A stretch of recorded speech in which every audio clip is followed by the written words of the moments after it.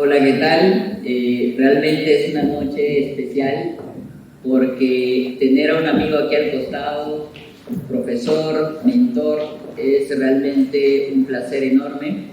Me siento muy honrado de tener aquí a un economista ayacuchano, cuya historia profesional admiro muchísimo, así que es un lujo, ¿no? Es un lujo tener en esta entrevista, que la hemos titulado El presente y el futuro de la teoría y la política macro. ¿Quién no conoce al querido Waldo Mendoza, ¿no? Y en ese sentido, ¿no? Quizá uno de los puntos más resaltantes es, y que me dio mucha alegría, por cierto, es cuando fue elegido, designado ministro de Economía, ¿no? Ha sido también director del Banco Central y tiene una historia bastante inspiradora, ¿no? Además como investigador también. Esta entrevista, querido Waldo, la hemos dividido en 3 secciones. La primera sección la hemos titulado Waldo Mendoza, el primer economista ayacuchano en entrar al curso de verano del Banco Central de Reserva del Perú. Querido Waldo, naciste en Cangallo, pero tus primeros 5 años viviste en Vilcatuamán, cuando la carretera no llegaba a este lugar. A los 6 años te trasladas a Huamanga, donde aprendes español. Cuéntame un poco sobre quizá el lado que pocos conocen, el lado más íntimo, con tu mamá Victoria, tu papá Epifanio, tus 5 hermanos. Una cosa que siempre pude ver muy de cerca es los valores que tenías, ¿no? Los valores que me transmitiste en la Universidad Católica. Cuéntame un poco sobre esa crianza que recibiste, los valores y la cultura. Muy buenas noches, jóvenes. Es grato para mí estar aquí en este importante evento. Efectivamente, yo nací en Cangallo, que es una provincia de Ayacucho. Nací allí casi accidentalmente, porque mi padre era policía. Las policías en esos tiempos migraban de un lado a otro permanentemente. La raíz de mi familia está en Vilcasuamán, que es otra provincia de Ayacucho, y efectivamente allí pasé mis 5 o 6 primeros años entre el español y el quechua, ¿no? En casa se conversaba español, en la calle y la comunidad básicamente quechua. Y a los 6 años migré a Ayacucho y ahí empezó mi vida estudiantil. No fui el primero en entrar al curso del banco. Un ayacuchano amigo, Richard Vargas, quien entró en 1982. Yo había postulado junto con él y no logré ingresar. Él ingresó. Ese año me compré mis libros piratas de macroeconomía, matemática. Estudié todo el año y pude ingresar al curso del banco. Y gracias al curso del Banco Central obtuve la beca para hacer la maestría en la Católica, y ahí ya mi vida cambió, ¿no? Aproveché una oportunidad, llegué a una universidad que no podría haber llegado sin el curso del Banco Central. Por eso yo siempre aprecio decisiones como el Banco Central, que dan oportunidades a jóvenes que sin ese apoyo su talento estaría desperdiciado. Nos hablabas un poco sobre esta postulación, lo especial que ha sido el curso de verano del Banco Central y también tu paso por la maestría y posterior incorporación a la docencia en la Universidad Católica, ¿no? En el curso de verano del Banco Central, tú llegaste obviamente con una serie de desventajas, ¿no? que a priori uno podría decir, bueno, tengo estas desventajas y bueno, no voy a dar, digamos, quizá, o voy a tener como una excusa por ahí, ¿no? Incluso tuviste clases en inglés, ¿no? De este profesor Thomas Reardon, ¿no? Que obviamente ha sido, digamos, un enorme empujón también en tu vida, tener estos obstáculos en el inglés al inicio, ¿no? Entonces, tu sueño de destacar en el Banco Central en ese entonces, con estos profesores de Estados Unidos y además también en un aula inglesa, ¿cómo tu sueño de destacar en el Banco Central le enfrenta una gran amenaza, ¿no? No saber inglés, el curso de macro en el Banco Central es muy importante. ¿Cómo hiciste, querido Waldo, para darle solución a este gran obstáculo? Muy interesante tu pregunta, y aprovecho para hablar sobre una palabra que se llama excusa, ¿no? A veces cuando visito Huamanga o visito alguna universidad, recibo las quejas de los estudiantes que no tienen una buena biblioteca, que sus profes son malucos, etcétera, etcétera, etcétera. En realidad son pretextos, en realidad son excusas. Yo tengo un gran amigo con quien llegué junto al curso del Banco Central, Zenón Quispe Mizaico. El padre era un señor que hacía limpieza en el hospital de Huamanga. La madre era una señora que tenía una tiendecita de 3 metros cuadrados y Zenón tenía 7 hermanos. Y Zenón ha hecho un doctorado en Oxford. Zenón, que es marciano, ¿qué cosa es? Zenón es una persona que nunca dio excusas. Entonces, hay que hacer lo que hay que hacer. Yo no conozco ningún genio, nunca he visto. Quizá lo más cerca a un genio ha sido Robert Soler, que tuve el gusto de conocer. Pero no hay genios. Lo que hay es personas que se esfuerzan, personas que se sacrifican. Les contaba que para poder entrar al curso del banco no ingresé un año y me pasé todo un año estudiando más o menos 4 horas al día. Y aún así, dadas las brechas que hay siempre entre Lima y provincias, me contaron que Zenón y yo ingresamos casi en el último puesto.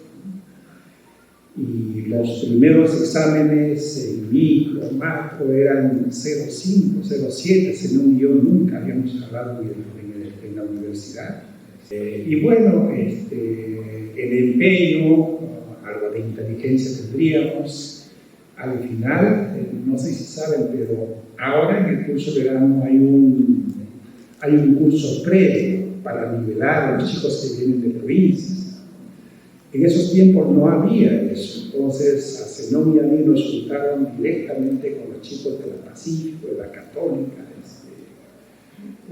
y tuvimos la buena fortuna, que tenía mucha base, ¿no? Tuvimos la buena fortuna de que este profesor que aquí menciona Iriño, Tomás Rilo, era un gringo que se apareció con un libro de macro que no conocía nadie en el Perú. Entonces, nuestras bases eran igualitas. Y curiosamente, con Zenón sobresalimos en ese curso. O sea, era un tema de una maratón de 50 kilómetros y hay algunos muchachos que partían del kilómetro 25. Pero nunca pusimos excusas, nunca dijimos nuestros profes son malucos, dimos todo lo que podíamos dar y ahí estamos. Zenón no es marciano, yo llego a ser ministro, es un trabajo honorable para un profesional. No es que soy inteligente, soy chancón, soy estudioso, soy empeñoso, pero eso es. Querido Waldo, vamos a pasar a la segunda sección que tiene que ver con el profesor que le hemos titulado, ¿no? Waldo Mendoza, el profesor apasionado y macroeconomista brillante. Lleva más de 3 décadas como profesor de economía en el Departamento de Economía de la PUC. Desde 1989 hasta la actualidad, ¿cómo así se te abre la oportunidad de trabajar como profesor en la PUC y qué tan difícil fue mudarte en una época complicada, ¿no? Porque estaba el Perú saliendo de la hiperinflación? Lo recuerdo con claridad. Yo acabé la maestría en el 85 y regreso a Huamanga a ser profesor a mi universidad. Allí estaba trabajando tranquilamente, 86, 87, 89, una vida placentera. Ya me había casado con Charo, que es, digamos, la persona que explica en gran medida lo que soy ahora. Mi esposa Charo, profesora de la agraria. Estábamos felices, éramos profesores de la Universidad Católica, de la Universidad de Huamanga. La universidad estaba a 2 cuadras, el mercado estaba a 3 cuadras, el jardín de mi hijo estaba a 5 cuadras, todo parecía felicidad. Y hasta que recibí una llamada del profesor Adolfo Figueroa, que era mi jefe, y mi amigo Oscar Dancourt me había dicho: Waldo, usted me Ayacucho, necesitamos un macroeconomista, ¿por qué no lo llamas? Así que me llama, acepté inmediato la oferta. Creo que es una de las pocas ofertas que las acepté sin consultar con Chara, yo casi todo consulto con Chara. Y me vine a la Católica. Y el jefe de departamento, Adolfo Figueroa, me asigna 3 cursos complicados: macroeconomía 1, macroeconomía 2. Y yo había estado como año fuera de la circulación académica, estaba un poquito desfasado. Por eso me acordé cuando os vi a usted de la palabra excusa. Entonces, fui donde Adolfo y le dije algo así como que Adolfo, me parece que me has dado para empezar cursos muy trancas. Y Adolfo no me dejó terminar. Me dijo: Waldo, no quiero excusas. Desde allí, nunca más excusas. Nunca más echo la culpa de mis desgracias a nadie que sea yo. Y para ustedes jóvenes debe ser importante que uno tiene que amar la carrera. Cuando uno ama la carrera, nunca trabaja. Si imaginen ustedes a Lionel Messi metiéndole 3 goles al Real Madrid en los buenos tiempos de Barcelona, él pensaría que estaba trabajando. Bueno, para mí enseñar, investigar, escribir, es más o menos, salvando los miles de años luz de distancia con Messi, me siento más o menos como Messi. No entiendo por qué me pagan por hacer algo tan placentero. Entonces, hay que elegir una carrera, una especialidad, lo que les guste. Algunos querrán hacer doctorado, otros querrán hacer un MBA, otros querrán hacer su negocio, pero el día que hagan algo que no les gusta, el trabajo va a convertirse como en micro, ¿no? El trabajo es un mal por definición. Yo nunca he entendido esa definición desde mi punto de vista. Has escrito, ¿no? Y justo veía hace unas semanas en LinkedIn que se publicó la 2ª edición de Cómo investigan los economistas, ¿no? Y en general, digamos, tus obras como Macroeconomía Intermedia para América Latina, la historia fiscal, ¿no?, del Perú, entre otras producciones que has hecho, digamos, han tenido mucha reacción en el público y eso en parte denota lo muy querido que eres, ¿no? ¿Qué recomendaciones le darías a los alumnos e investigadores que te están escuchando? Primero, sobre la tesis, y segundo, también de cómo uno inicia este tipo de proyectos, ¿no? Porque uno a veces dice, bueno, un libro me va a tardar mucho tiempo, prefiero no comenzarlo. Entonces, ¿cómo así empezaste, digamos, a escribir estos libros y qué recomendaciones le darías a los alumnos e investigadores? En el caso de los libros y en el caso de las investigaciones, ambas, la publicación de un libro o hacer una investigación, está muy vinculada a la tarea de la enseñanza, casi siempre. Yo soy un profesor de bachillerato, no soy un profesor de doctorado. No he tenido la fortuna de hacer un doctorado afuera de una buena universidad. Entonces me dedico a escribir temas muy vinculados a la política macroeconómica. Entonces, cuando uno ve un libro de macroeconomía extranjero, cualquier libro, hay varios buenísimos, de Blanchard, de Luque, de Barro, lo que uno encuentra es 600 páginas, de las cuales 20 páginas están dedicadas a la economía abierta. ¿Y por qué es así? Porque Estados Unidos, que es el centro intelectual del mundo, es básicamente una economía cerrada. Por eso le dedican 20 páginas a la economía abierta. En el Perú no se podría enseñar sin hacer alusión a la economía abierta. Es imposible. Somos abiertos por todo. Entonces, eso, por ejemplo, a los macroeconomistas peruanos, Oscar Rancur es, en mi juicio, uno de los más grandes, los obliga a innovar, a adaptar, a modificar esa literatura internacional para el caso de una economía pequeña y abierta como la peruana. Entonces, casi todas mis investigaciones han estado vinculadas a la enseñanza. Y la investigación propiamente dicha, este librito de cómo investigan los economistas, Felizmente ha tenido acogida, la prueba es que está pirateada, que me da mucho gusto. Hay que pensar cada vez más que la investigación ya no es esa cosa de 100, 200 páginas que nos mandaban a hacer en la universidad. La investigación es un artículo académico, 15 páginas, 20 páginas, 30 páginas. John Hicks, cuando hizo su clásico artículo Mr. Keynes y los clásicos en 1937, un artículo de 15 páginas.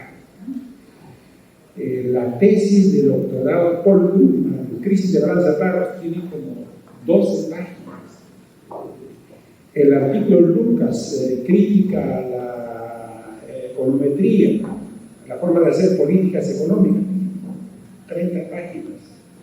¿Por qué tenemos que escribir 100 páginas?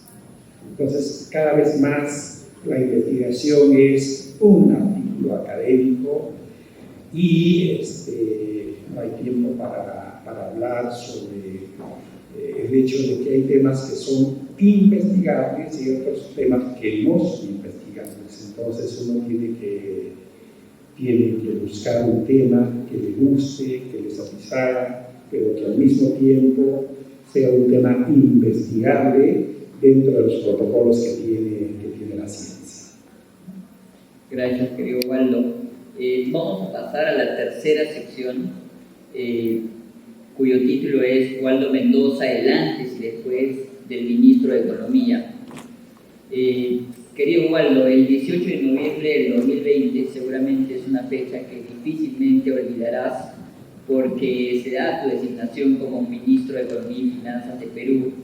Cuéntanos esa anécdota de cómo el presidente Francisco Sagasti te llama o te cita para proponerte que dirijas el MEF y cómo fueron esos días de negociación antes de aceptar la propuesta.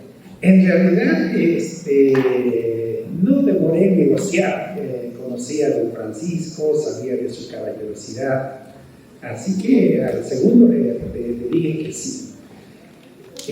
Otra vez, sin ánimo de compararme, hay una anécdota de Borges, ¿no? El gran Borges, el escritor argentino, uno de los mejores escritores que hubo en América Latina, injustamente negado al premio Nobel, cuenta que un trabajo que deseaba hacer era el de ser jefe de la Biblioteca Nacional de Buenos Aires. Y reparó que había un montón de postulantes, ¿no? Postulantes que llevaban 30 hojas, 40 hojas, 50 hojas de CV. Y él se apareció con un CV de una página, que ni siquiera hacía referencia a la experiencia que Borges tenía. Era una frase que decía: siento que hace tiempo he estado preparándome para este puesto. Eso decía la frase de Borges. El jurado apreció la frase y Borges ganó el concurso. Entonces, sin ánimo de compararme, pero he sido profesor de macroeconomía, he enseñado política macroeconómica, he estado en el MEF como viceministro, como director general, he estado en el BCR, me sentía preparado. Y posiblemente si otra persona me hubiese llamado, y no quiero nombrarlo, el anterior a Sagasti, posiblemente al segundo hubiera dicho que no, pero conociendo a don Francisco le dije que sí. Además, consejo para ustedes también: si hubiera dicho que no, hasta ahora hubiera estado pensando ¿qué hubiera pasado si hubiera dicho que sí? ¿No? Así que acepté el reto, fui a formar parte de un equipo espectacular, con un piloto que tenía clarito qué era lo que quería, además con un piloto que confiaba en su chofer que manejaba la economía y que me dio prácticamente el poder para hacer lo que me parecía hacer. Así que fue una experiencia espectacular. Y la última pregunta de la noche.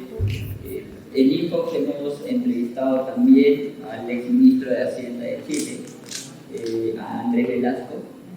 Y Andrés, como muchos exministros, han enfatizado lo retador que es liderar el MEF, digamos, de cualquier país. ¿Qué tan difícil fue para ti, querido Waldo, y en general, qué tan difícil es ser ministro de Economía y Finanzas? Y matizando un poco, quizá, ¿cuáles serían estas peculiaridades que tiene el MEF, ¿no?, que hace que la tarea sea más fácil o más complicada? Un ministro de Economía necesita varias habilidades. Uno pensaría que saber macroeconomía es la principal habilidad. No necesariamente. Es más complicado que saber macroeconomía. Yo tuve el tino de hacer una cosa que pocos ministros han hecho. Llegué solito, no llevé a nadie, ni asesor, ni nada, llegué solo. En parte porque tenía la ventaja de que conocía a la gente que está en el MEF, y en parte porque conocía que el MEF siempre tiene gente bien interesante. Así que recién en los 2 o 3 meses cambié a un par de personas. 2, soy muy confiado, para bien o para mal. A veces, no era bien con excesiva confianza, pero así como el presidente delegó toda su confianza en mí, yo delegué toda mi confianza en mis funcionarios, que son buenísimos. El MEF es una mezcla de gente experimentada, ganadora o perdedora de 1000 batallas, con gente joven y sofisticada. 3, tengo una costumbre de ser bien ejecutivo. Por ejemplo, algún ministro o algún congresista me pide cita y le pregunto por teléfono qué es lo que desea y me dice tal cosa y le digo que no se puede, que no hace falta que me visites. O si se puede y conversemos, pero sí se puede por el 0.01%. Así me liberaba mucho de las reuniones exageradas. Otra característica que creo que es un activo es abstraer. ¿Cuáles son los grandes problemas que tienen? No, pues, hay 1000 problemas, ¿cierto? Pero uno tiene que decir, ¿por qué voy a matar a la empresa? Y básicamente 2 cosas, ¿no? Uno, la economía estaba moribunda, porque habíamos pasado por una pandemia. Y una cosa que hice siempre y he hecho siempre es reconocer la buenísima política macroeconómica que implementaron Tony Arla y Julio Velarde del Banco Central y el MEF. Sin eso no estaríamos como estamos. Pues lo que hice fue ese aparato resucitador está perdiendo brillo, se está perdiendo fuerza, y esta economía está todavía languideciendo.